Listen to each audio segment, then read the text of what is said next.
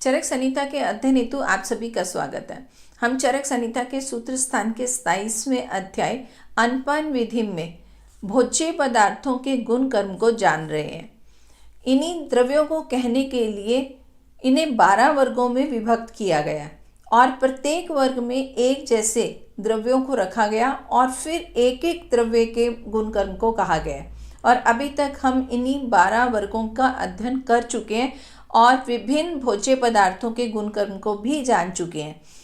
इसके पश्चात महर्षि अब इन्हें ग्रहण करने से पूर्व कुछ परीक्षा भी बताते हैं कि अगर हम इन चीज़ों से इसकी परीक्षा कर लें तो उससे हम उनके गुण कर्म को जान लेंगे और फिर यथा योग्य वहाँ पर हम प्रयोग भी कर पाएंगे। तो इस विषय में ये कहा कि अनपान का प्रयोग करते समय चर यानी देश और शरीर के अवयव, स्वभाव, धातुएं, क्रिया, लिंग, प्रमाण, संस्कार और मात्रा की परीक्षा की जाती है। यह अनपान विषय परीक्षा के अंतर्गत श्लोक संख्या 331 है। तो उसमें ये कहा गया कि अगर हम इन 9 परीक्षा के अनुसार द्रव्य को जाने तो हम उसके गुण कर्म को जान सकते हैं। तो आरंभ में चर परीक्षा कहा। चर मतलब देश के लिए कहा गया है, यानी जिस स्थान पर रहता है उसके अनुसार उसके गुण किस प्रकार होंगे। जो जीव अनुपदेश या जल में उत्पन्न होते हैं या अनुपदेश में या जल में गमन अगमन करते हैं उनका, और जो जीव गुरु यानी भारी वस्तुओं को खाते हैं उनका मांस गुरु होता है। और जो जीव हल्की वस्तुएं ग्रहण करते हैं या फिर जंगल या आकाश प्रदेश में उत्पन्न होते हैं या गमन अगमन करते हैं या निवास करते हैं तो उनका मांस हल्का होता है। तो साधारणतः यहाँ पर मांस के विषय में कहा कि अगर कोई जीव अनुपदेश का रहने वाला है, यानी जहाँ पर पानी की अधिकता अधिक होती है वहाँ पर अगर वो रह रहा है तो वहाँ जो जीव जंतु के अलावा वनस्पति भी होगी वो भी गुरु होगी और ऐसे में जो जीव है वो भी गुरु होगा, उसका मांस भी गुरु होगा। लेकिन अगर तुलना पे जंगल प्रदेश के रहने वाले जीव या फिर वहाँ पर जो चरने वाले हैं या गमन अगमन करते हैं तो उनका जो मांस है वो लघु होगा। तो विशेषतः हम ये जान सकते हैं कि जो भी जीव अनूप प्रदेश का रहने वाला है वो स्वभाव में गुरु है, यानी वो देर से पचने वाला है, और जो जंगल प्रदेश का है वो लघु होता है, इसलिए वो सुपाच्य होता है। अब हम इसमें उदाहरण देख सकते हैं कि अनूप देश में सुअर, भैंस आदि या हाथी भी, इनका जो मांस है वो गुरु होगा। और इसकी तुलना में अगर जंगल प्रदेश के पशुओं या जीवों के बारे में जाने तो वहाँ हम मृग का उदाहरण देख सकते हैं कि उसका मांस तुलना में लघु होगा। तो इस तरह से ये देश के अनुसार उनके गुणों में अंतर आ जाता है। और इसके पश्चात अब शारीरिक अवयवों की परीक्षा बताई गई, यानी जो मांस का सेवन किया जाता है, मांस भी अगर किसी जीव का लिया जा रहा है तो उसका कौन सा हिस्सा सेवन में लाया जा रहा है, यानी अगर उसके पाँव का सेवन किया जा रहा है तो अलग गुण वाले होंगे और अगर उसका सिर का सेवन किया जा रहा है तो अलग गुण का होगा। तो उसके विषय में ये कहा कि शक्ति का मतलब जंघा है। जंघा, सिर और कंधे आदि अवयव शरीर में रहते हैं, तो ये शरीर के अवयव हुए। और शक्ति यानी जांघ के मांस की अपेक्षा कंधे का मांस, और कंधे के मांस की अपेक्षा छाती और उदर का मांस, और छाती और उदर प्रदेश के मांस की अपेक्षा सिर का मांस गुरु होता है। तो ये तुलना में कहा कि अगर हम जंघा का मांस और सिर का मांस इन दोनों में तुलना करें तो जंघा का मांस हल्का होगा और सिर का मांस जो है वो भारी होगा। तो इस तरह से उन्होंने क्रम भी बताया कि जांघ की मांस की अपेक्षा कंधे का मांस और फिर छाती या उदर का मांस और उसके अलावा सिर का मांस। तो इस तरह से ये क्रम से कहा कि ये गुरु होते हैं। कहने का मतलब ये कि एक ही पशु, एक ही जीव के अवयवों के मांस में भी अंतर आ जाएगा। तो ये ध्यान देने वाली बात है। और इसके पश्चात ये कहा कि मांस की अपेक्षा दोनों अंड, चर्म, मूत्रेंद्रिय, शोणि प्रदेश, वृक्क, यकृत, गुदा, मध्य देह के मांस तथा अस्थि यानी हड्डियां और ये उत्तर अधिक गुरु होती रहती हैं।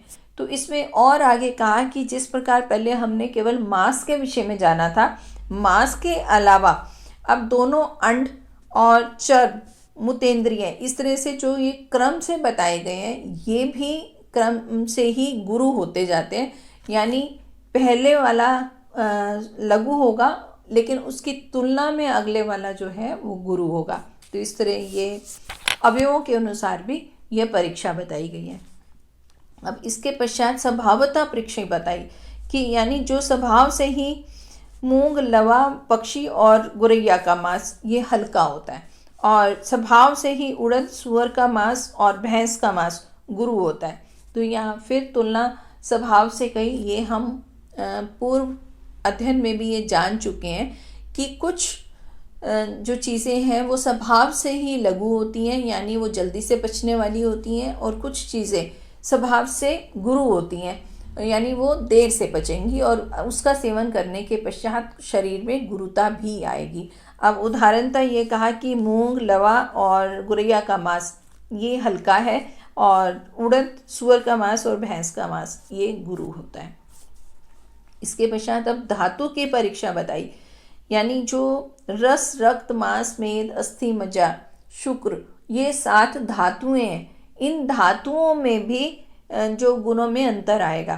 तो ये कहा कि रक्त आदि धातुओं में उत्तर धातुएं भारी होती जाती हैं, यानी रक्त से मांस, मांस से मेदा, मेदा से अस्थि और अस्थि से मज्जा, फिर मज्जा से शुक्र भारी होता है। तो इस तरह अगर इनका सेवन किया जाएगा तो भी वो अपनी तुलना में ये आगे गुरु होते चले जाएंगे।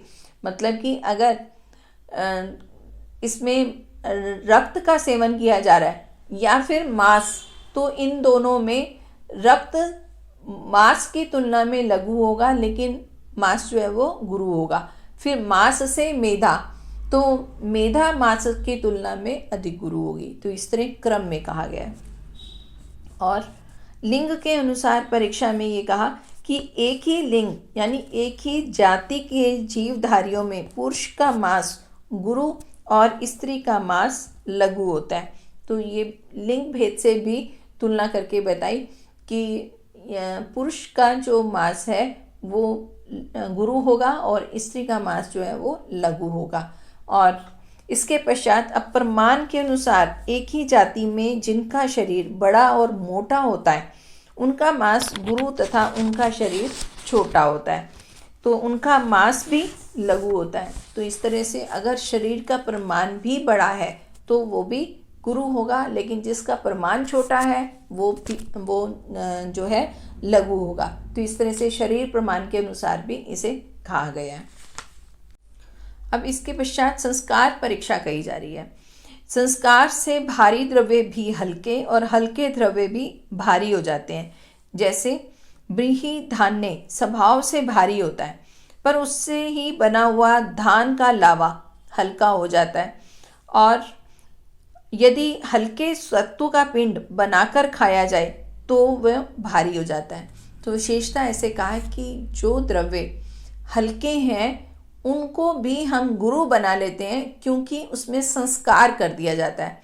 तो उदाहरणतः ये कहा कि जब चावल है तो वो गुरु है, लेकिन अगर चावल को हम भूनकर लावा बना देते हैं तो लावा जो है वो चावल की तुलना में हल्का हो जाता है।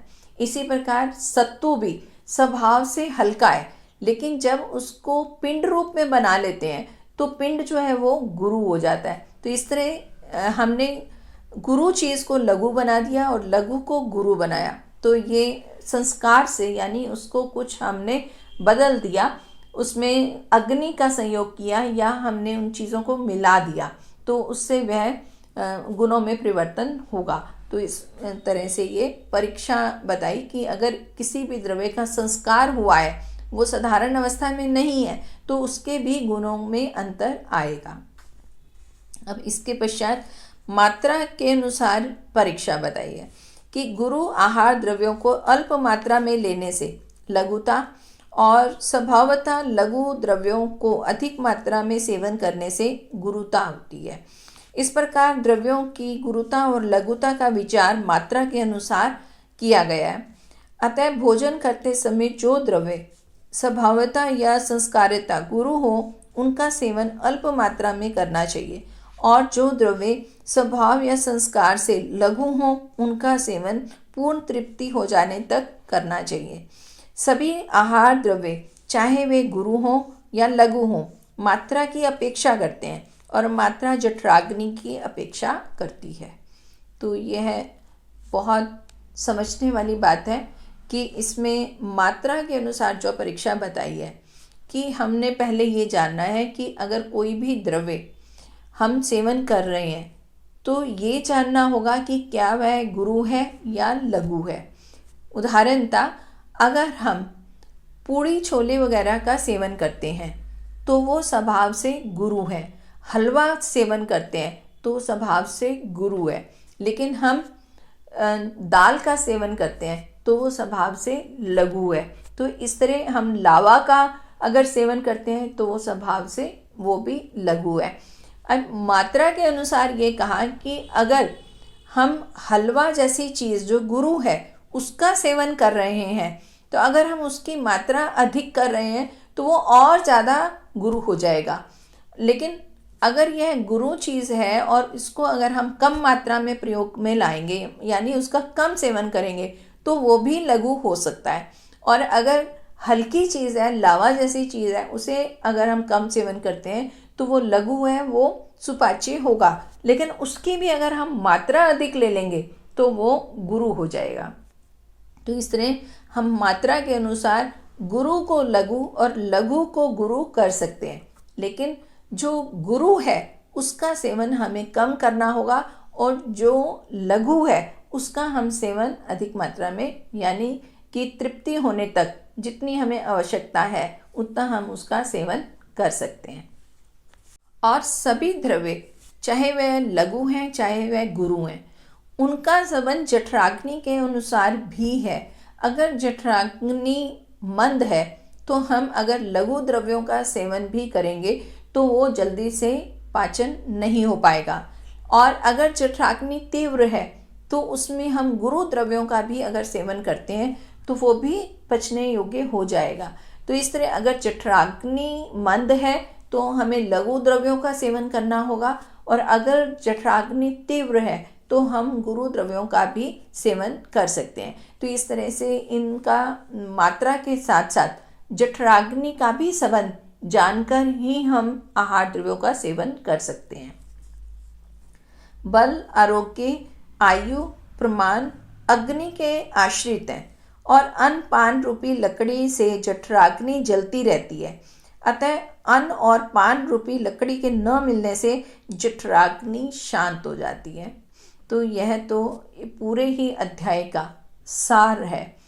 यहाँ पर हम तुलना कर सकते हैं जठराग्नि की और बाहर हवन में जो समिधा डाली जाती है, समिधा के साथ जो अग्नि प्रज्वलित होती है उसके साथ। यानी यहाँ अग्नि दो का अगर हम उदाहरण लें, एक तो वो जो हमारे शरीर की जठराग्नि है जो अन्न को पचाने वाली है, दूसरी वो अग्नि है जो हवन करने वाली है। या हम बाहरी किसी भी अग्नि के बारे में ऐसा समझ सकते हैं।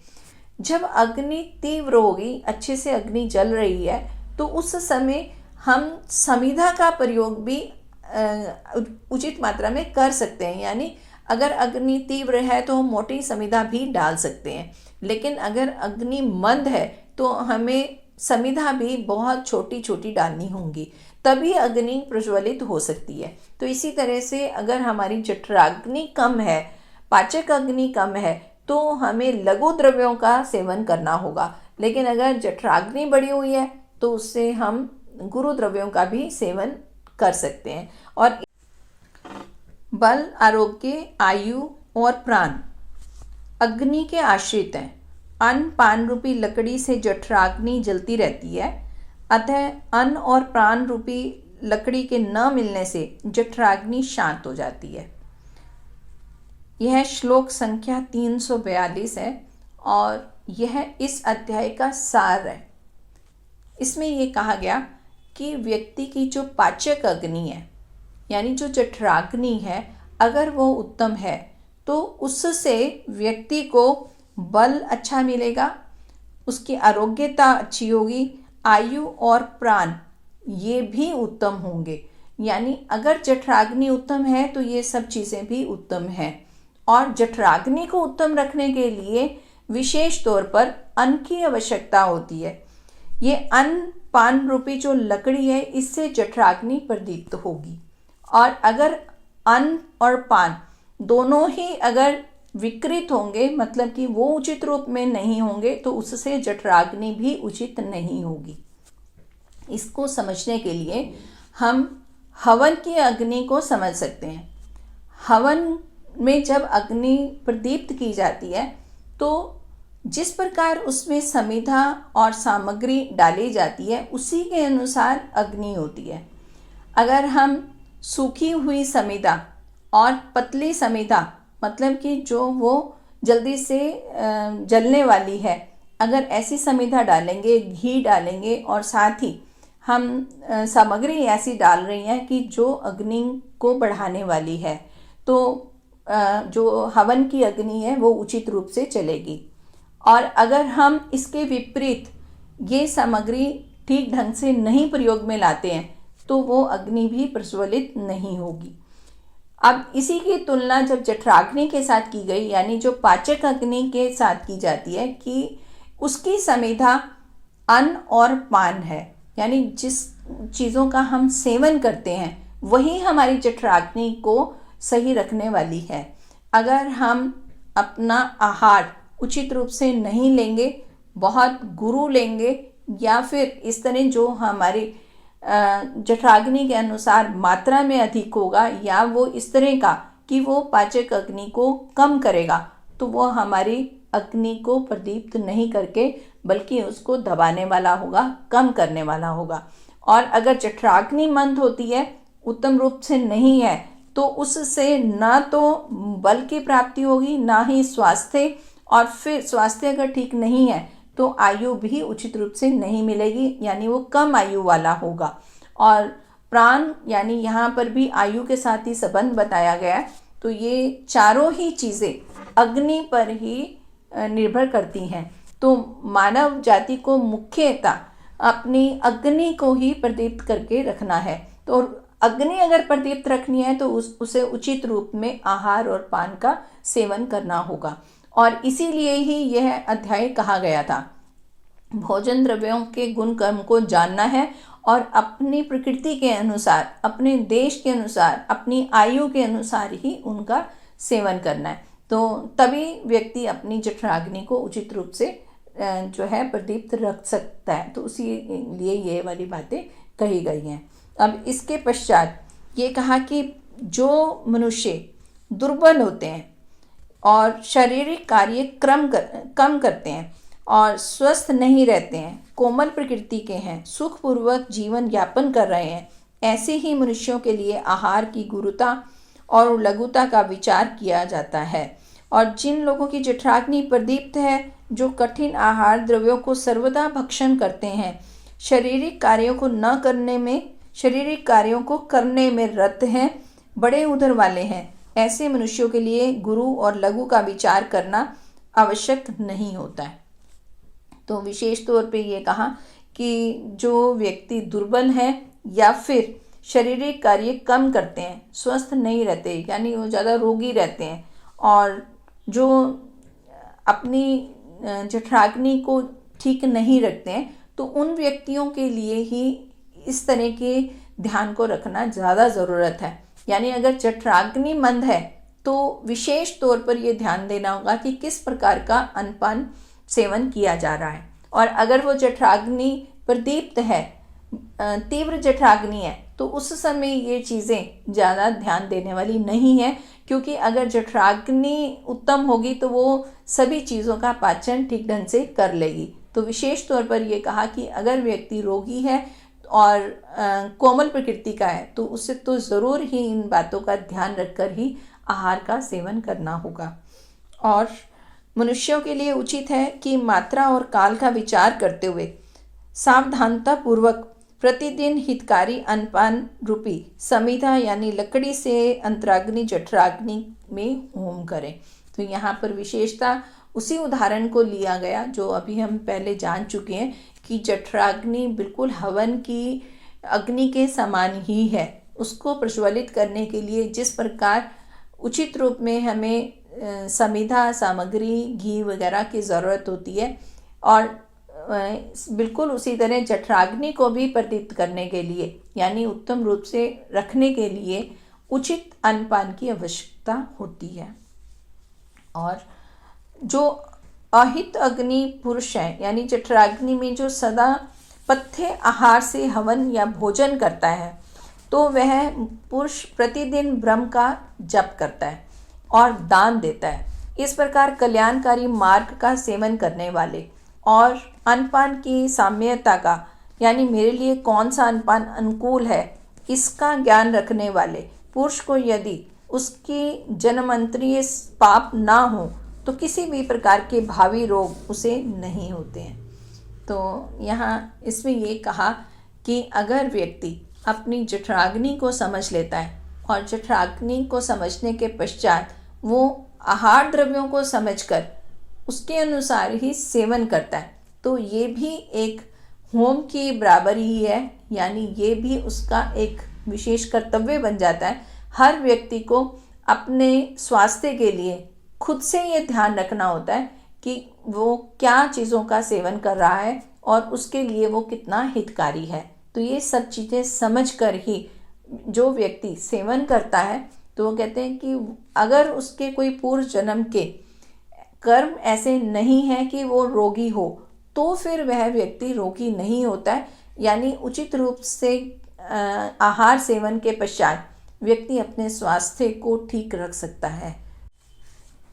हितकारी आहार विहार करने वाले जितेंद्रिय पुरुष संचनों से प्रशंसा प्राप्त करते हुए रोग रहित होकर 36,000 रात्रि या दिन अर्थात 100 वर्ष तक जीवित रहते हैं। तो विशेषता ये कहा कि जो भी व्यक्ति उचित रूप से आहार विहार का सेवन करता है, अन्नपान उचित रूप से लेता है और जो जितेंद्रिय है उसकी अपनी इंद्रियों पर भी नियंत्रण है, तो ऐसे व्यक्ति की प्रशंसा की जाती है। और ऐसा ही व्यक्ति 36,000 दिन या रात, क्या मतलब कि वो 100 वर्ष जीवित रहता है, यानी वो लंबी उम्र वाला होता है। तो यहाँ पर जो 36,000 रात्रि कहा गया है उसमें अगर हम ये समझें कि एक वर्ष में 365 दिन होते हैं तो यहाँ पर 360 दिनों का एक वर्ष कहा गया, तो इसमें 100 वर्षों की उम्र को यहाँ पर बताया गया है। तो इस तरह से इस अध्याय में ये कहा गया कि कोई भी व्यक्ति उचित आहार सेवन से, उचित अन्नपान से अपनी आयु को बढ़ा सकता है, स्वस्थ रह सकता है। तो इस दृष्टि से इस अध्याय को जानना आवश्यक है।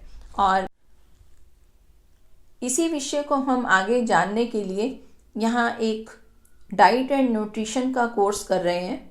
ये 2 अप्रैल से शुरू होने वाला है, 7 दिन के लिए रहेगा। ऑनलाइन क्लास रहेगी और समय 3 से 4 रहेगा। इसमें हम आहार द्रव्य यानी सभी भोज्य पदार्थों के गुण कर्म को जानेंगे और यह आयुर्वेदिक दृष्टि से ही कहा जाएगा। हम रस गुण वीर्य विपाक को जानकर और अपनी प्रकृति को जानकर यह निश्चित कर पाएंगे कि कौन सा द्रव्य हमारे लिए हिततम है। और इस कोर्स को जानने के पश्चात हम दूसरों के लिए भी डाइट प्लान बना पाएंगे, क्योंकि यहाँ हम प्रकृति को भी समझने वाले हैं और डाइजेस्टिव सिस्टम को समझने वाले हैं और आहार द्रव्यों के गुण कर्म को भी जानने वाले हैं। और इसकी भाषा बहुत ही सिंपल रहेगी और इसको समझकर हम खुद भी स्वस्थ रह सकते हैं और दूसरों को भी स्वस्थ रख सकते हैं। और इसके विशेष जानकारी जो है इस वीडियो के अंत में दी जाएगी, आप चाहें तो उसको ज्वाइन कर सकते हैं। और इसी तरह की इन्फॉर्मेशंस लेने के लिए इस चैनल को भी अगर आपने सब्सक्राइब नहीं किया है तो उसे भी कर लें, ताकि हम आगे भी आपको इन्फॉर्मेशन देते रहें। और इसके पश्चात अब ये यहाँ श्लोक संख्या 348 में ये कहा कि प्राणधारियों का प्राण अन्न है, अतः जीवलोक अन्न की ओर दौड़ता है। वर्ण प्रसन्नता, सुंदर स्वरों का होना, जीवन, प्रतिभा, सुख, संतोष, शरीर की पुष्टि, बल, मेधा यानी धारणा शक्ति, ये सभी वस्तुएं अन्न से ही प्रतिष्ठित है, अर्थात अन्न प्राप्त होने पर ही इनकी स्थिति है। तो विशेष तौर पर यहाँ पर जो अन्न की प्रशंसा की जा रही है कि सभी प्राणियों का प्राण अन्न है, यानी प्राणियों का जीवन अन्न पर ही निर्भर करता है, और इसीलिए जो प्राणी हैं वो अन्न की तरफ दौड़ते हैं, यानी कि वो अन्न को लेने का प्रयास करते हैं। अन्न पर ही जीवन निर्भर है, तो ये साधारण सी बात है कि अन्न का ग्रहण तो करना ही है। और विशेष तौर पर ये कहा कि अन्न से वर्ण, प्रसन्नता और ये सभी स्वास्थ्य जो है हमें मिलता है। और इसके अलावा ये कहा कि शारीरिक व्यापार के लिए जो लौकिक कर्म है और स्वर्ग गमन के लिए जो वैदिक कर्म किए जाते हैं और मोक्ष साधक के जो कर्म बताए गए हैं, वे सभी कर्म अन्न में ही प्रतिष्ठित हैं। तो विशेषता यहाँ पर स्वास्थ्य के लिए नहीं कहा गया, बल्कि ये भी कहा कि इसके अलावा भी अगर हम वैदिक कर्म करते हैं, यानी जो हम होम करते हैं, हवन में जो सामग्री डालते हैं, वो भी अन्न द्रव्यों से ही बनी होती है। और इसके अलावा जो मोक्ष प्राप्ति के लिए कर्म किए जाते हैं, उनमें भी अन्न द्रव्यों का ही प्रयोग किया जाता है। तो इस दृष्टि से भी अन्न द्रव्यों की महत्ता बताई गई है। और बिना अन्न के संसार में कोई भी कार्य नहीं किए जाते हैं, इसलिए अन्न सर्वश्रेष्ठ है। कहने का भाव ये कि ये सारा संसार अन्न पर ही निर्भर करता है। अगर अन्न होगा तो संसार में भी जीवन होगा। तो इस तरह से इसकी महत्ता बताई गई है और इसे हमें अवश्य ही समझना है। और यह शरीर के लिए और लौकिक कर्म के लिए, मोक्ष के लिए, सभी के लिए ही आवश्यक है। और इसी के साथ ये अध्याय यहाँ पर संपन्न हुआ। आने वाली कक्षा में हम अगला अध्याय आरंभ करेंगे।